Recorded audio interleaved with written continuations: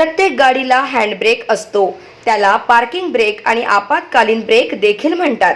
Car सुरक्षित ठेवण्यासाठी ते महत्त्वाची भूमिका बजावतात.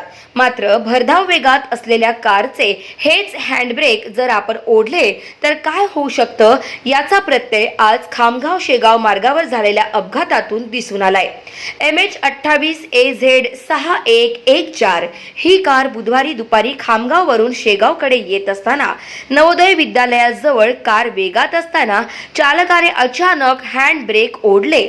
यामुळे कार अचानकपणे हवेत उडून रस्त्यालगतच्या शेतात जाऊन धडकली.